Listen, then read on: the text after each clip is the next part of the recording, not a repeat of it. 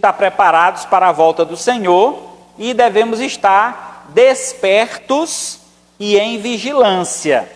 Então, nosso subtema de hoje é despertos em vigilância. Isso quer dizer que devemos estar atentos, alertas. Primeiramente, nós vimos, nos 2 domingos anteriores, vimos falar sobre os sinais. Cristo, então, disse que o dia e a hora ninguém sabia, somente o Pai. Só o Pai sabe o dia e a hora que Cristo voltará para buscar a sua igreja. Mas nós devemos estar preparados que esse dia e hora pode ser a qualquer momento. Então devemos estar preparados. Digamos que você tem uma viagem marcada. Um amigo combinou com você uma viagem e ele disse: meu amigo, a qualquer hora eu cheguei na sua casa. Você vai preparar a tua bagagem com antecedência, já esperando aquele amigo chegar a qualquer momento, ou você vai esperar o amigo chegar para você ir tomar banho, botar a bagagem lá, a roupa na mala, para então sair em viagem? Com certeza não. Se o amigo já vem de passagem, ele vai te pegar aqui e vai conduzir. Se você estiver pronto, você vai. Se não estiver pronto, não vai. Fica. Então a nossa preparação é importante. Devemos estar preparados para a volta do Senhor. Então vejamos o que o Senhor tem a nos ensinar nesta noite através desta palavra. A preparação para a volta do Senhor requer de nós, seus servos, uma vida de inteira entrega e constante vigilância, sabedores de que a qualquer momento nosso Senhor virá. Precisamos estar alertas. Jesus, ao ser arguído pelos discípulos sobre a sua vinda, ele primeiramente apresentou sinais que indicariam que sua vinda estaria próxima. Depois, então, de apresentar esses sinais, na continuação do texto, Jesus, então, usou 4 parábolas. E nestas parábolas, para ensinar como nós devemos aguardá-lo. Então, Jesus conta 4 histórias. Parábola é uma história fictícia, criada na mente de Jesus, mas puramente real, que poderia acontecer. Então, assim, estas parábolas trazem ou apresentam uma verdade importante sobre a nossa preparação quando ele voltar. Ele deseja nos encontrar desta forma. Então vamos observar esta noite, diante destas parábolas. Então depois que ele usou as 4 parábolas para ensinar como devemos aguardá-lo, vejamos cada uma delas e observemos que atitudes o Senhor espera encontrar em nós. Como o Senhor espera nos encontrar quando ele vier a este mundo para nos buscar. Então esta é a ideia que nós vamos trabalhar esta noite. Primeiramente, a primeira parábola é a parábola da figueira. Nela o Senhor destaca a vigilância. Mateus, o texto é Mateus 24. Vamos lá para o verso 32 a 44. Vamos ler todo o texto.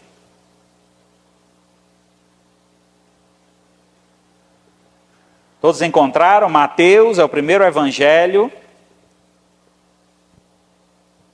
capítulo 24, versículo 32 ao 44. Diz assim a palavra de Deus. Parábola da figueira. Aprendam a parábola da figueira. Quando já os seus ramos se renovam e as folhas brotam, vocês sabem que o verão está próximo. Assim também vocês, quando virem estas coisas, saibam que está próximo e está às portas. Isso quer dizer que a qualquer momento. Em verdade lhe digo que não passará esta geração sem que tudo isso aconteça. Passará o céu e a terra, porém as minhas palavras não passarão. Mas a respeito daquele dia e hora, ninguém sabe, senão os anjos do céu, nem o Filho, senão o Pai. Pois assim como foi nos dias de Noé, assim será também a vinda do Filho do Homem. Pois assim como nos dias anteriores ao dilúvio, Comiam, bebiam, casavam, davam-se em casamento, até o dia que Noé entrou na arca, e não percebendo, até que veio o dilúvio e levou a todos. Assim será também a vinda do Filho do Homem. Então 2 estarão no caminho, um será levado, outro será deixado. 2 mulheres estarão trabalhando no moinho, uma será levada e a outra deixada. Portanto, vigiem, porque vocês não sabem em que dia virá o Senhor de vocês. Porém, considere isso: se o pai de família soubesse a que hora viria o ladrão, vigiaria e não deixaria que a sua casa fosse arrombada. Por isso, estejam também vocês preparados, porque o Filho do Homem virá a hora em que vocês menos esperam. Oremos ao Senhor. Santíssimo Deus, mais uma vez chegamos à Tua presença e rogamos, Senhor, a Tua graça, o Teu favor sobre nós. Nos ilumina, Senhor, diante desta palavra, para que possamos compreendê-la e aplicá-la em nossas vidas. Assim nos faz, Senhor, servos fiéis, vigilantes, prontos, ó Pai, para o encontro com o Senhor. Nos dá, Senhor, sabedoria e discernimento, para, ao ver os sinais nos céus, tenhamos consciência e responsabilidade quanto ao compromisso que temos com o Senhor. Assim nós te louvamos, agradecidos, em nome de Jesus, teu Filho amado, que vive e reina para todos sempre. Amém. A parábola, interessante, porque Jesus usa a figura, então, de uma figueira, a planta que dá o figo. Então era uma árvore muito comum naquela região, uma árvore frondosa, mas era uma árvore que dava sinais. Quando estava próximo, então, o verão, essa árvore começava a dar flores, começava a brotar flores, renovar as folhas. E aí as pessoas, quando olhavam para aquela árvore com as suas folhas renovadas, já com botões de flores, logo as pessoas tinham em mente: o verão está chegando, ela vai já frutificar. Então era uma árvore que frutificava durante o verão. Então as árvores têm muito disso, né? Cada uma tem o seu tempo, o tempo certo de frutificar. Aquela exatamente frutificava durante o verão. O que Jesus destaca aqui nesse texto é a questão dos sinais. E ele diz: olha, observais os sinais. Vocês conseguem ver os sinais da figueira? Pois olhem também os sinais da videira, que sou eu, né? Que é Cristo. Então, Cristo estava dizendo: olha os sinais que eu vou mostrar para vocês. Fiquem apercebidos, estejam vigilantes. A nossa vigilância, irmãos, deve nos conduzir a uma atenção redobrada aos sinais que vêm dos céus. Eu citei aqui 5 sinais, 5 categorias de sinais nos últimos 2 cultos, mas certamente há vários outros sinais. Eu escolhi aqueles 5, ou estava dentro de categorias, né? Aquelas 5 categorias, mas existe uma variedade de sinais que são naturais, né? Através da natureza. Por exemplo, vocês ouviram falar que poucos dias atrás houve uma enchente no deserto, que o deserto ficou igual aquela praia que tem várias, como é que chama? Como, Dara? Lençóis maranhenses. A Dara veio me mostrar esse vídeo, né? Olha, pai, como que foi que aconteceu? Uma chuva como nunca antes havia havido ali naquela região desértica, que chove esporadicamente, muito difícil. Houve então um grande derramamento de água naquela região e o deserto ficou parecendo os Lençóis maranhenses, cheio de poços de água no deserto. Imagina, irmão, se isso aí não é um sinal de Deus, um lugar daquele, porque a Bíblia diz que o deserto florescerá. A Bíblia afirma isso, é uma profecia, que nos últimos dias o deserto florescerá. A Dara também me disse que estava surgindo flores. Onde era, Dara? Na Antártida, lugar frio, gélido, que não brota esse tipo de vegetação, e estava nascendo flores lá. Então são coisas que o mundo está dando sinais, a natureza está apontando sinais, e a gente precisa estar muito alerta quanto a isso. Então vejamos, irmãos, em Mateus 24:33, aqui no texto, diz assim, ó: assim também vocês, quando virem todas estas coisas, de que coisas ele está se referindo? Dos sinais.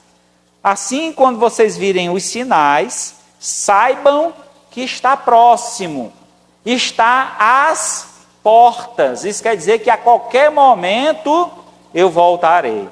Então, os sinais, irmãos, sobre a volta de Cristo, não vou me deter a eles, mas tendo consciência de que eles estão a cada dia mais frequentes e mais fortes. Isso quer dizer que o dia do Senhor se aproxima, está cada dia mais perto a volta do nosso Senhor.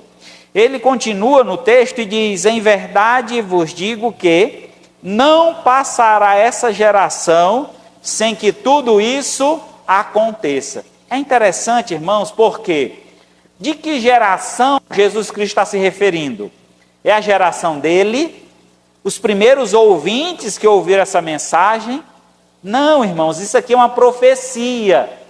Aquela geração que veria os sinais, ela não morreria sem que Cristo voltasse. Irmãos, nós estamos vivendo essa geração, irmão. A geração da volta de Cristo. Porque o texto é muito claro em dizer que essa geração não passará. Os sinais estão aí e essa geração não findará enquanto Cristo não voltar. Então, esse anseio, essa alegria, essa grande esperança deve arder em nosso coração. Eu falo isso, irmãos, com muita alegria no meu coração, porque eu almejo esse dia em que eu serei arrebatado, levado para o céu, ter a companhia do meu Senhor, abraçar Jesus Cristo, como a Marisete diz, né? Lindo, Ele é lindo, Ele é cheiroso, Ele é tudo que você imaginar. A gente vai ter aquele tempo maravilhoso. A gente canta um louvor que diz assim: quando chegar lá no céu, antes dos meus amigos, antes dos meus familiares, me perdoe, irmão, me emociono só de imaginar. Eu quero ver o meu Senhor, eu quero abraçá-lo, eu quero ter essa sensação maravilhosa de estar na presença de Deus e poder abraçar Jesus, agradecer a Ele por tudo que Ele fez por mim. A gente ama muitas pessoas, né? A gente quer reencontrar muitas pessoas lá no céu. Mas antes de todos eles, certamente o maior desejo de todos nós seja o encontro com o nosso Senhor. Louvado seja Deus por isso. Então, o texto vai dizer isso. 35, passará o céu e a terra, porém as minhas palavras não passarão. Ele diz aqui que as suas palavras são verdadeiras. O tempo vai passar. Os primeiros ouvintes que receberam essa mensagem, o tempo passou para eles. Mas, no entanto, a palavra de Deus ainda não passou, ela permanece, porque a profecia é para nós agora. É para o tempo que nós estamos vivendo. Então, o tempo passa, a terra passa, porém, as palavras do Senhor se cumprirão. Nenhuma delas foi jogada fora. Todas elas serão cumpridas, como uma semente que é lançada e um dia brotará. E essa semente, irmão, foi lançada no nosso coração. A palavra, a boa semente do Senhor, a esperança de uma vida eterna, foi lançada em nosso coração. Devemos nós, então, estarmos alegres, contentes, porque ela está brotando. O dia da colheita está chegando. Logo mais virá o nosso Senhor para colher os seus frutos, a sua amada igreja. A respeito desse dia, ele diz: a hora ninguém sabe, nem o dia nem a hora, nem os anjos do céu, nem o Filho, somente o Pai. Mas Jesus, Ele não é Deus, Ele não é todo-poderoso. Por que é que Jesus não sabe o dia da sua volta? Porque Ele decidiu, foi uma escolha própria dEle. Eu não quero saber, para que esse dia seja surpresa até para Ele. Acredita a alegria quando o pai disser: filho, que foi, pai? Chegou a hora. Que hora, pai? De buscar o teu povo, de buscar o nosso povo. Vai lá buscá-los. Imagina, irmão, essa alegria do Senhor em receber esta ordem do Pai em vir ao mundo buscar a sua amada igreja. Por isso eu digo, por isso a primeira parábola, o nosso Senhor nos alerta estejamos nós vigilantes, para então, quando o dia do Senhor chegar, estejamos nós preparados. Ele usa aqui uma ilustração, mais adiante, a partir do verso 38, diz assim: pois assim como nos dias anteriores ao dilúvio, comiam, bebiam, casavam, davam-se em casamento, até o dia em que Noé entrou na arca. Vamos lá. O Senhor deu sinais, mandou que Noé construísse uma arca. Quantos anos Noé passou construindo aquela arca? Alguém lembra? 120 anos. 120 anos martelando e dizendo ao povo: olha, vai cair um dilúvio, Deus vai mandar água sobre a terra. Quem não entrar na arca vai morrer afogado. 120 anos dando sinais, mostrando. Depois os animais começaram a chegar, a entrar na arca, e o povo olhando aquilo e dando nem atenção. Enquanto isso, estavam fazendo festa, enquanto isso estavam se casando, enquanto isso estavam prometendo os filhos aos outros. No entanto, o grande dia chegou. E quem estava preparado? Entrou na arca. Os animais, Noé e a sua família. E os demais ficaram desapercebidos, não estavam nem aí para a mensagem e para os sinais. A arca foi fechada, a chuva caiu, 40 dias e 40 noites, e todo aquele povo que tinha na face da terra foi morto. Somente Noé e sua família sobreviveram, juntamente com os animais na arca. E essa é uma história bastante conhecida, e Jesus usa ela para ilustrar os dias que nós estamos vivendo. As pessoas estão preocupadas com a volta de Jesus. A grande maioria está nem aí, está vivendo a vida como se não tivesse amanhã. Eu vou aproveitar a vida só tem uma, eu vou aproveitar. Enganando e sendo enganado. Porque o inimigo está colocando isso na mente das pessoas. Aproveite a vida, rapaz, esse negócio de céu e de inferno não existe. Meus amados, a palavra é muito clara. Nosso Jesus veio a este mundo para ensinar a verdade de Deus, anunciar julgamento sobre os infiéis. Nós precisamos andar em obediência à palavra de Deus, estarmos então preparados, vigilantes, atentos. Ele usa então a ilustração aqui, continuando, sobre o arrebatamento. Estarão dois num campo, um será levado e outro deixado. Duas mulheres trabalhando, uma será levada e outra deixada. Portanto, vigiem, verso 42.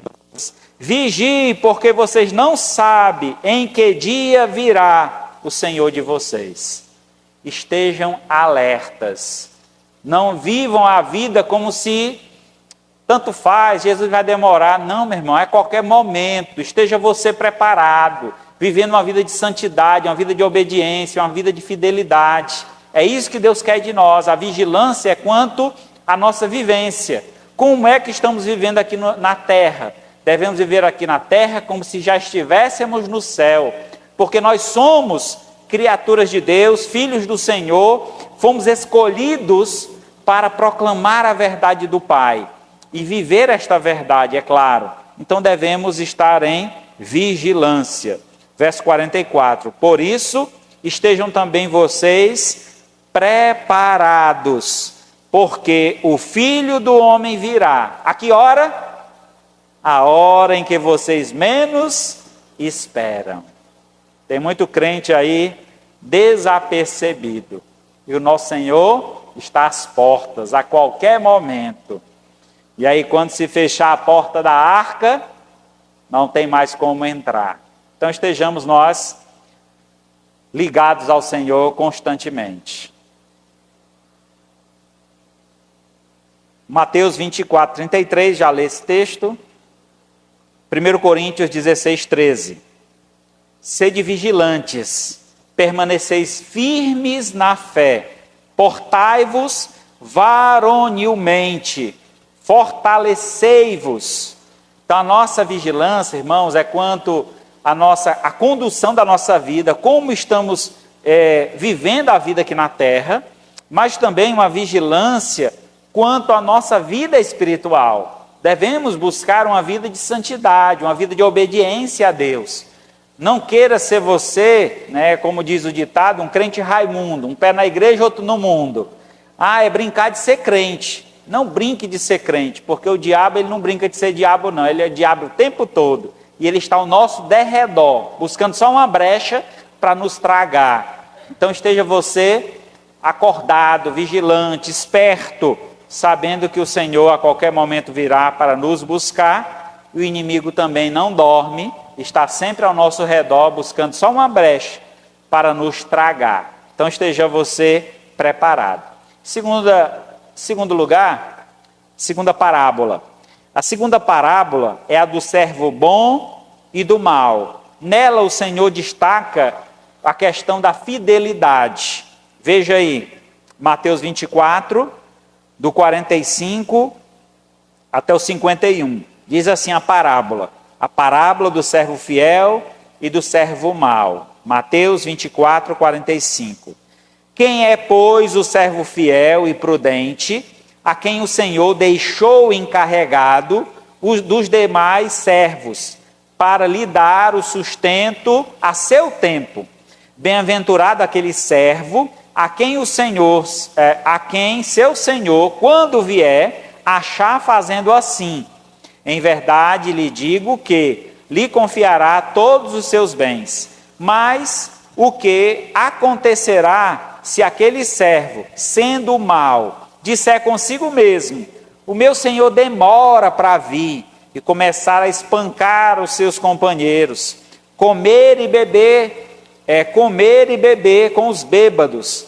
Virá o Senhor daquele servo em dia que não espera e em hora que não sabe, e irá aplicar-lhe um castigo severo, condenando-o com os hipócritas. Ali haverá choro e ranger de dentes. Irmãos, esse é um texto interessante, porque traz uma cultura e um contexto de senhor e escravo. Servo aqui é alguém que servia a um senhor como escravo. Nós, quando não conhecíamos a Deus, éramos escravos do pecado. Mas o Senhor chegou, o nosso Senhor, e nos comprou. Ele pagou um preço por nós, porque escravo ele era comprado. E então o Senhor nos comprou, pagando um alto preço sobre nós, derramando o seu sangue na cruz para nos salvar. E uma vez que ele nos comprou para nos libertar. Não somos mais escravos, mas entendendo que o nosso Senhor é bom, para onde eu irei? O que é que eu vou fazer da minha vida livre sem o meu Senhor? Então compreendo que eu preciso do meu Senhor. E eu chego para o meu Senhor e digo a Ele: Senhor, te seguirei por onde quer que fores. Estou pronto a te servir. Eis-me aqui, Senhor. Então essa é a ideia do texto. Alguém tem uma propriedade, ele chama então os seus escravos, os seus servos, seriam escravos já libertos, e agora estavam servindo por gratidão ao seu Senhor. Eram homens de confiança do Senhor. O Senhor deixou sua propriedade em mãos destes homens. Ele disse: olha, vocês cuidem aí, eu vou fazer uma viagem, e quando eu voltar eu quero ver como é que vocês lidaram aí com as minhas coisas, com aquilo que eu deixei sobre o cuidado de vocês. Assim, o Senhor foi, mas quando voltou, ele encontrou um servo bom, que tinha feito boas coisas, e ele agradeceu a esse servo. Mas encontrou um servo mau, que desperdiçou os bens do seu senhor. Isso entristeceu muito o seu senhor. E ele então castigou esse servo. Castigou de forma severa. O texto aqui afirma, né? Aplicou-lhe um castigo severo, verso 51. Condenando-o com os hipócritas. Aqui então esse texto traz uma forte mensagem de difícil interpretação. Porque há uma interpretação que traz a ideia de que ambos eram servos, só que um foi obediente e outro desobediente. Ao obediente, ele recebeu a glória dos céus. Ao desobediente, foi dado a ele o castigo de passar por um castigo. Então pode-se, então são linhas de pensamento, não entenda, eu não estou afirmando nada, mas são linhas de pensamento. Pode-se entender que este servo mau seria então um cristão que estava nem aí com as coisas de Deus, mas se dizia cristão, era um servo de Deus, e ele ficou para passar pela tribulação. É uma linha de pensamento. Outra linha de pensamento diz que não pode, porque se ele é crente, ele é salvo, o salvo não pode perder a salvação. Mas passar pela tribulação, esse servo não perderia a salvação. Ele perderia a graça de passar pelo tribunal de Cristo, na verdade, as bodas do Cordeiro, e ganhar os galardões. Ele perderia os galardões, mas ele seria salvo no final, porque ele é servo de Deus e não perderia a salvação. Uma outra linha de pensamento diz que não. Aí são um servo fiel, que é um crente, e o servo infiel são pessoas descrentes que conhecem a verdade e não estão nem aí para a verdade. E estes que não estão nem aí para a verdade serão condenados no final à condenação eterna, que é o inferno. Então, duas linhas de pensamentos. É muito difícil a gente definir, é isso, porque o texto é apenas uma parábola, é uma história. Então, precisamos de contextos e outras histórias para reforçar e tomar uma decisão quanto a isso. Mas independente de qual posição você prefere, ou você escolha, entendemos que existe então um julgamento. Deus irá julgar os seus servos. E esse julgamento, irmãos, é justamente baseado em fidelidade. Qual tem sido a tua fidelidade para com o teu Deus?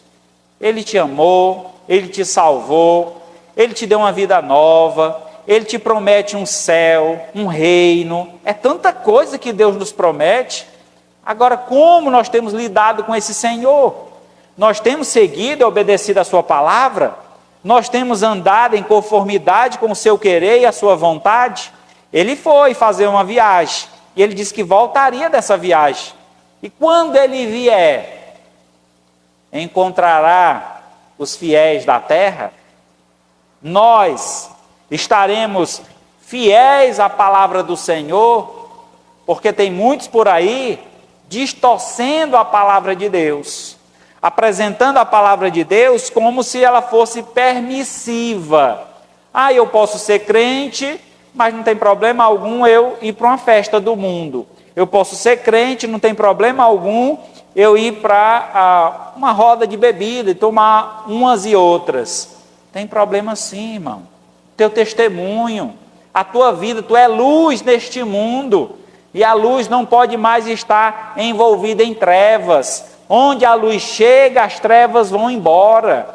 Então a nossa vida deve estar em fidelidade ao compromisso de Deus conosco. Ele partiu e nos deixou uma ordem. Ele diz: ide por todo mundo e pregar o evangelho a toda criatura. Nós temos um compromisso, uma ordenança a realizar. E quando ele voltar, nós estaremos cumprindo essa ordenança? Então a pergunta que não quer calar é essa: a fidelidade da vida cristã. Quanto fiel você é a Deus? Essa fidelidade, irmãos, esperada do Senhor, é a mesma fidelidade que foi encontrada nos primeiros cristãos.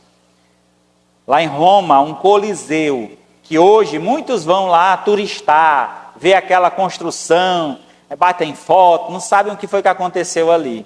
Aquele lugar era um lugar horrendo, um lugar onde se matavam cristãos. Colocavam vários cristãos naquele lugar, ricos e poderosos, sentados numa arquibancada, bebendo, se alegrando. Os cristãos eram soltos naquele lugar, e então se abriam portões, e eram soltos leões famintos, que estraçalhavam aqueles cristãos, arrancando braço, perna, pescoço. Ficavam lá os corpos estraçalhados no chão. Essa era uma grande diversão para os romanos, verem os cristãos sendo mortos por leões. Terrível, irmão, terrível. Mas interessante que a história conta que depois desse espetáculo, eram os leões já saciados, retirados da arena e iriam recolher os pedaços dos corpos. E quando se aproximavam, o semblante daquelas pessoas era um semblante alegre, um semblante de satisfação, porque aqueles homens e mulheres morreram porque não negaram o nome de Jesus. Eles morreram afirmando: eu sou de Jesus. E hoje é muito fácil as pessoas negarem o nome de Cristo, por qualquer motivo, para não perder uma amizade, para não perder um relacionamento. As pessoas negam o nome de Jesus. Irmão, seja firme no seu compromisso. Por onde quer que fores, afirme com alto e bom som: eu sou de Cristo, eu sou um crente no Senhor Jesus. É isso que eu sou. Eu devo viver como um crente, devo testemunhar da minha fé. Assim, quando Cristo voltar, Ele encontrará fiéis na terra.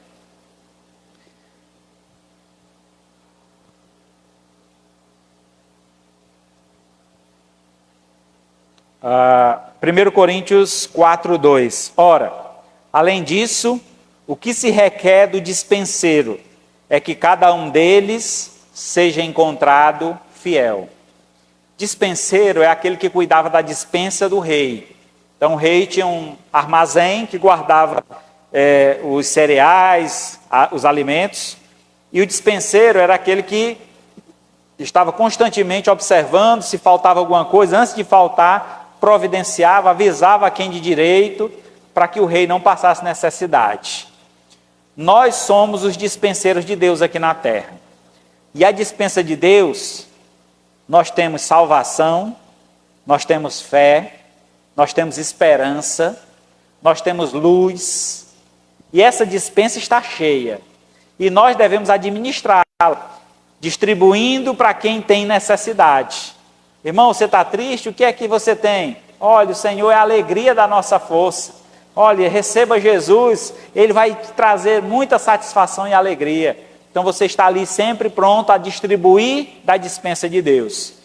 Aí a pergunta que o texto faz é: quando o Senhor voltar, Ele vai requerer do dispenseiro que cada um seja encontrado fiel. A fidelidade sobre a dispensa de Deus, sobre aquilo que Deus deixou para que nós distribuísse entre os demais. Contrário do servo mau, que castigava os seus conservos. Então aquele servo mau açoitava, fazia o mal para as outras pessoas. Então seja você um pacificador, seja você alguém amoroso que está sempre pronto a entregar às pessoas aquilo que você recebeu de Deus. Então tudo que Deus nos deu não é para guardarmos e armazenarmos apenas para nós. Pelo contrário, devemos distribuir.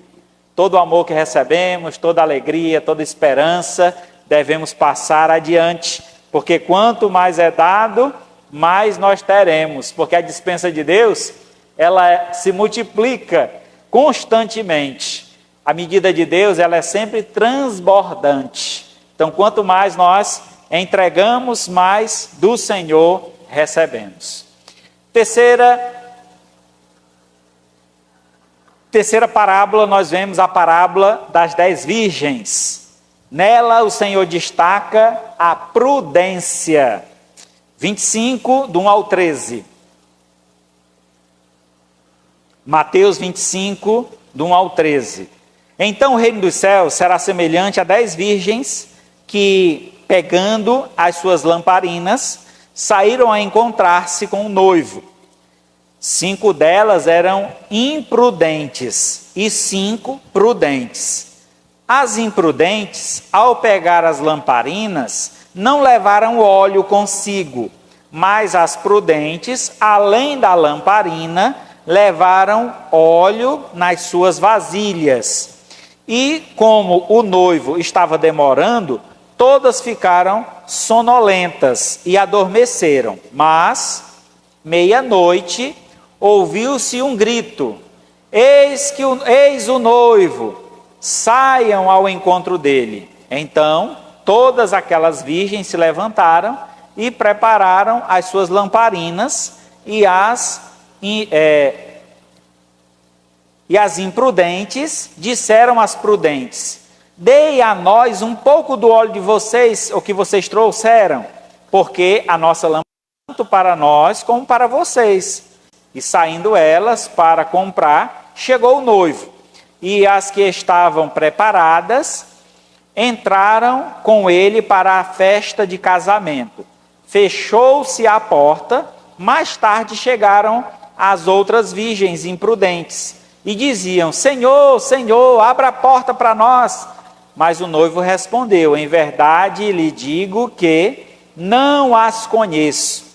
Portanto, vigiem, porque vocês não sabem o dia nem a hora. Jesus aqui nesta parábola, ele usa então a figura, uma ilustração de um casamento judeu. O casamento judeu era interessante. O rapaz se interessava pela moça, ia até a casa da noiva, e então ele perguntava quanto era o dote.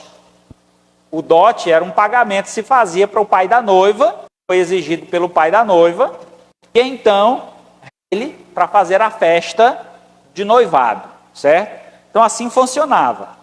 Talvez você fique pensando: mas pastor, esse negócio aí está errado. Não, acaba pagava para se casar, até hoje, meu filho.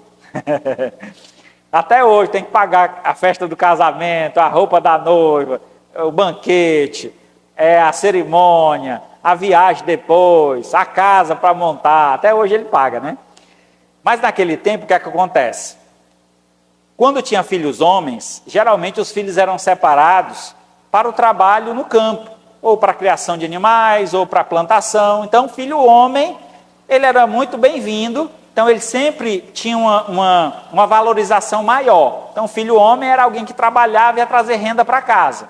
No entanto, o trabalho feminino era muito do lar, de auxílio no lar. Era cozinha, lavar roupa, pegar água no poço. Então, eram coisas mais do lar. Elas não traziam tanta renda para o lar. Logo, para que aquela família não ficasse no prejuízo, foi dada então essa direção e eles faziam essa coisa.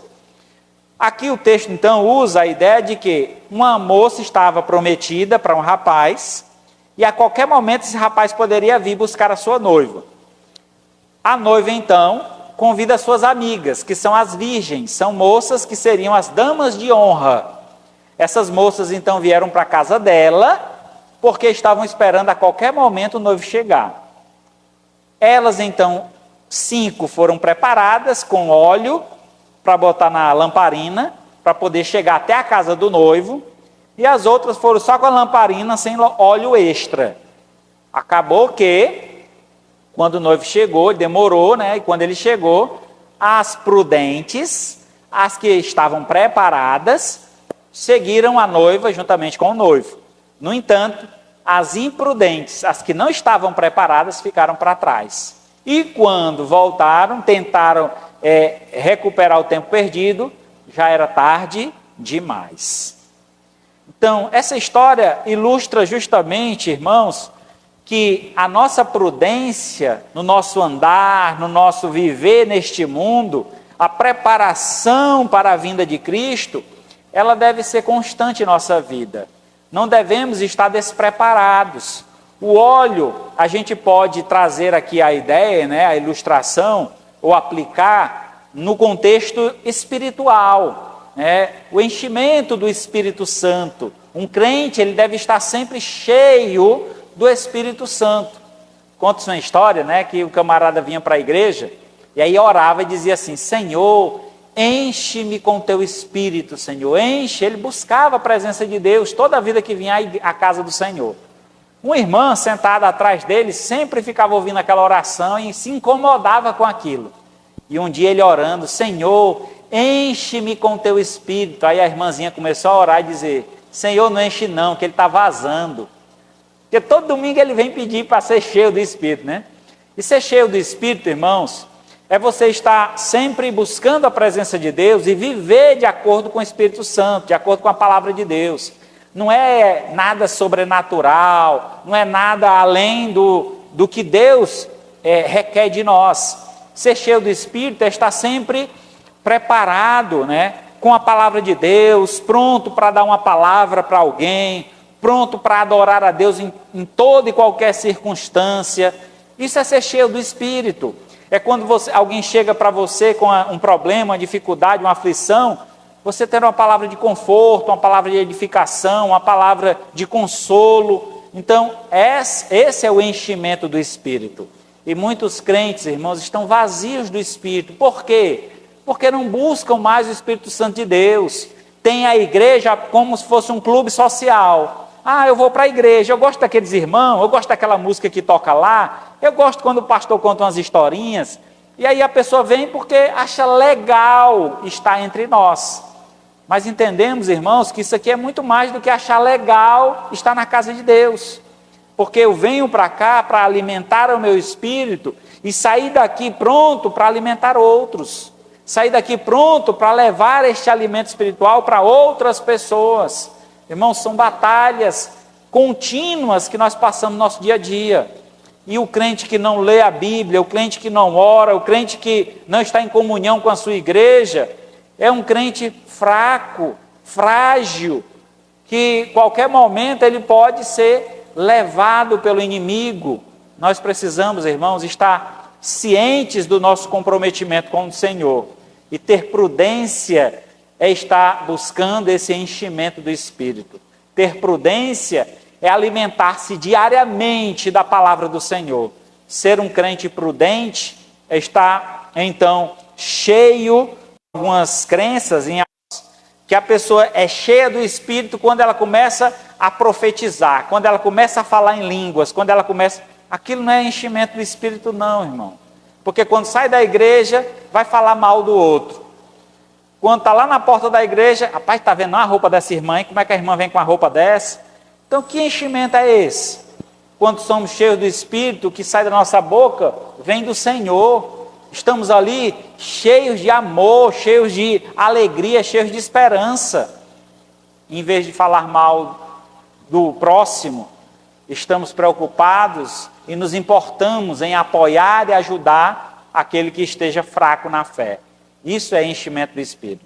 Então, assim devemos buscar esse enchimento e estar constantemente com nossas vasilhas cheias do Espírito Santo de Deus, para que quando o nosso Senhor voltar, vamos ser conduzidos certamente com Ele, porque não faltará luz em nós.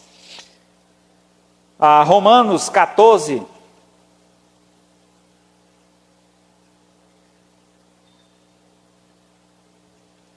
Perdão, irmão. Mateus 7, 24. Todo aquele, pois, que ouve as minhas palavras e as pratica, será comparado a um homem prudente que edificou,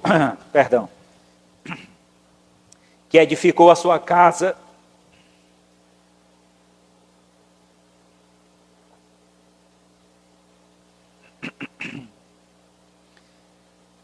Todo aquele, pois, que ouve as minhas palavras e as pratica, será comparado a um homem prudente que edificou a sua casa sobre a rocha.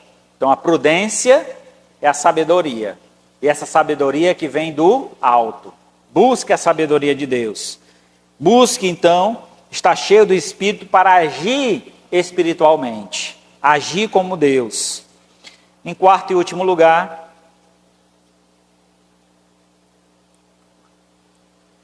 a parábola dos talentos. Nela o Senhor destaca a responsabilidade.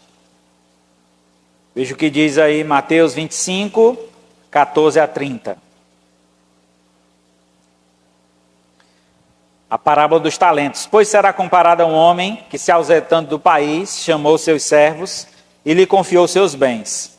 A um deu 5 talentos, a outro 2, a outro 1, de acordo com a capacidade de cada um deles. E então partiu. O servo que tinha recebido 5 talentos saiu imediatamente a negociar, e com eles com eles e ganhou outros 5. Do mesmo modo que havia recebido 2, fez da mesma sorte, conquistando outros 2. Mas o servo que tinha recebido apenas 1 talento, saindo fez um buraco na terra, escondeu o dinheiro de seu senhor. Depois de muito tempo, o senhor daquele servo voltou e fez um ajuste de contas com ele. Aproximando-se, o que tinha recebido 5 talentos, entregou outros 5, dizendo: Senhor, me confiou 5 talentos, eis aqui outros 5 que ganhei. O Senhor disse: muito bem, servo bom e fiel. Foste fiel no pouco, sobre o muito te colocarei. Venha participar da alegria do teu Senhor. E aproximando-se também o que tinha recebido 2, disse: Senhor, me confiou 2 talentos, eis aqui outros 2 que ganhei. Então o Senhor disse: muito bem, servo bom e fiel. Foste fiel no pouco, sobre o muito te colocarei. Venha participar da alegria do teu Senhor. Chegando, por fim, o que tinha recebido 1 talento, disse: sabendo que o Senhor é um homem severo, que colhe onde não plantou e ajunta onde não espalhou, fiquei com medo e escondi 1 talento na terra. Eis aqui o teu talento. Mas o Senhor respondeu: servo mau, preguiçoso, você sabia que eu colho aonde não planto e ajunto onde não espalho? Então você deveria ter entregue o meu dinheiro aos banqueiros, e eu, ao voltar, receberia com juros o que é meu. Portanto, tirem dele o talento e deem ao que tem 10, porque a todo o que tem, mais lhe será dado. Tem abundância, mas o que não tem, até o que tem lhe será tirado. Quanto ao achou, a parábola da verdade. Temos uma responsabilidade com a obra. Isso aqui que está sobre nossas mãos, sobre os nossos cuidados. Somos responsáveis com a proclamação do Evangelho, somos responsáveis com o mantimento dos servos de Deus, somos responsáveis com o patrimônio dado pelo Senhor a nós.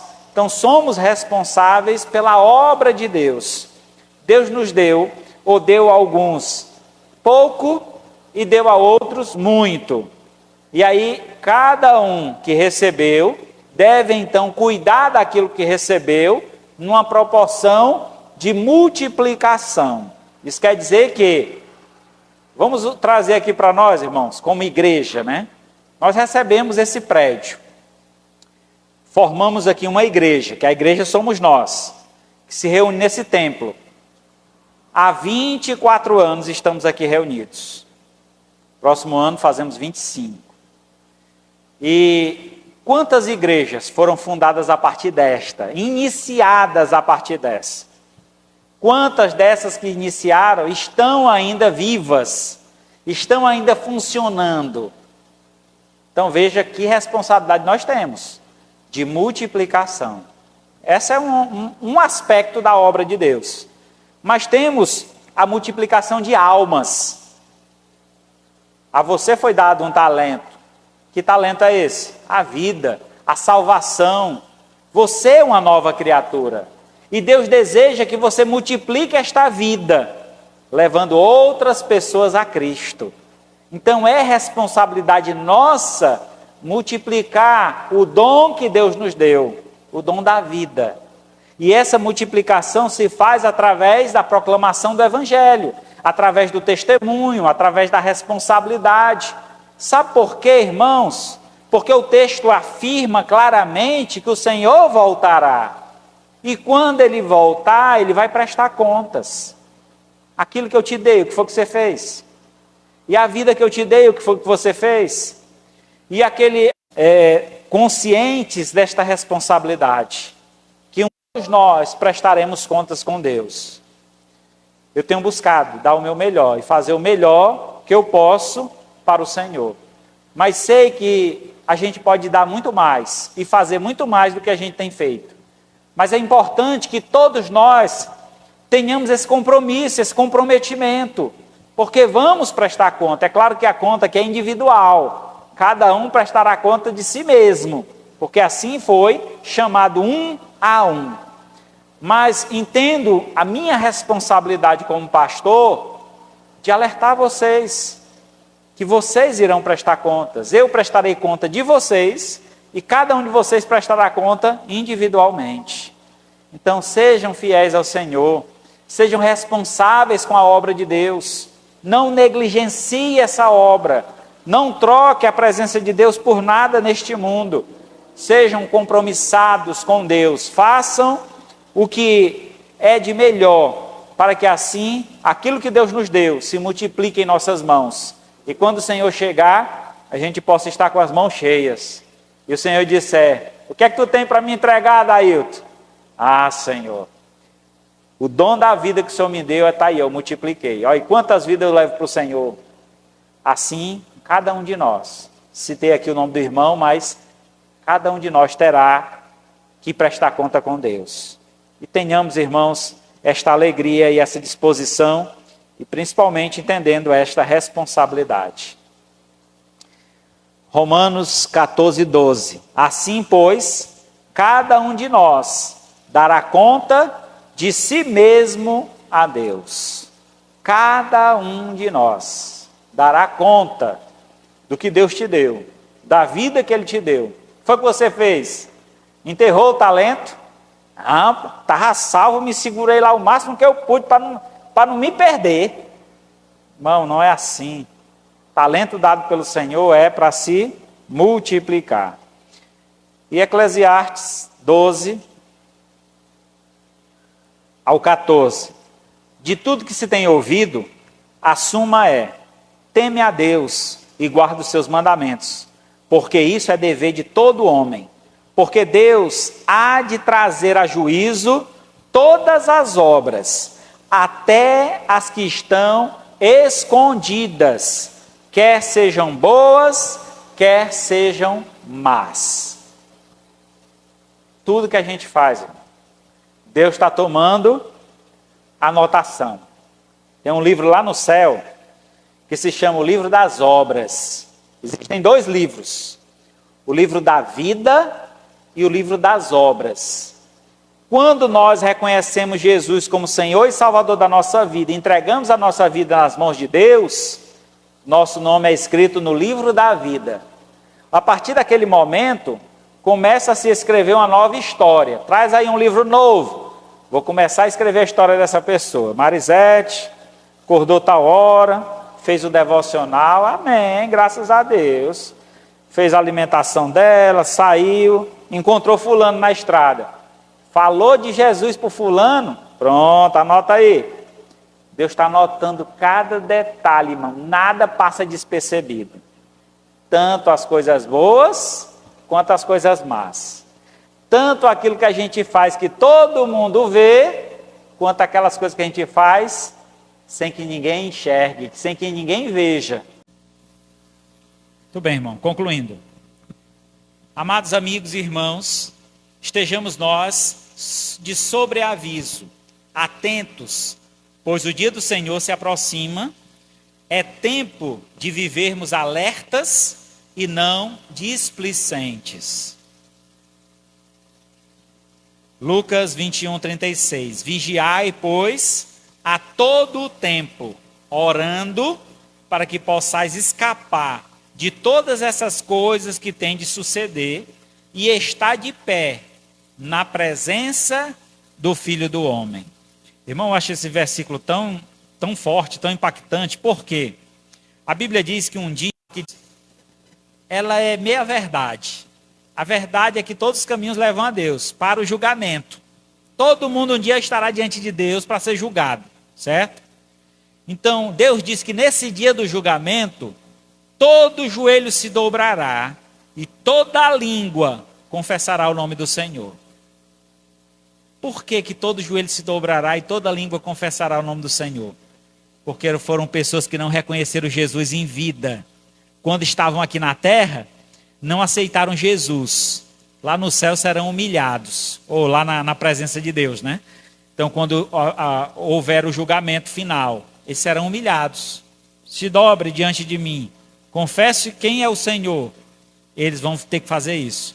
No entanto, nós, os servos de Deus, que já confessamos o nome de Cristo, que já nos rendemos aos seus pés, esse texto diz que quando estas coisas acontecerem, quando Jesus nos arrebatar, nós estaremos em pé na presença do Filho de Deus. Que glória, irmão, que maravilha, irmão. Nós não seremos humilhados na presença de Deus. Como diz a Escritura, os humilhados serão exaltados. Somos humilhados hoje porque somos crentes. Somos humilhados hoje porque viemos à igreja. Somos humilhados hoje quando as pessoas nos veem lendo a Bíblia. Ah, pastor, é bobo mesmo. Tu é isso, tu é aquilo. As pessoas nos humilham. Mas lá diante da presença de Deus, seremos exaltados. Estaremos de pé ao lado do Senhor, uma posição de confiança, de credibilidade.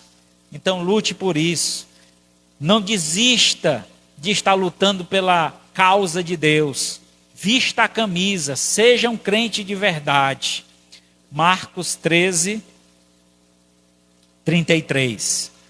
Estais de sobreaviso, vigiai e orai, porque não sabeis quando será o tempo. Então, nosso papel hoje, irmãos, é estar de sobreaviso, de alerta. Tem um irmão aqui na nossa igreja, ele está de férias, o irmão Wellington. Ele trabalha na eólica. E tem dias que ele está de sobreaviso. Ele me liga e diz, pastor, hoje eu estou de sobreaviso. O que é isso? Qualquer momento a empresa liga para ele ir lá. Acredito que os irmãos têm uma missão. Então nós temos que estar de sobreaviso. Quer dizer que ele está ali com a farda no ponto, está ali a qualquer momento, o telefone sempre na farda e corre. Isso é sobreaviso, irmão. É estar pronto para qualquer instante estar diante do Senhor. Então o cristão deve estar sempre nos encontre em fidelidade para subir para a glória dos céus. Amém? Louvado seja Deus por isso. Vamos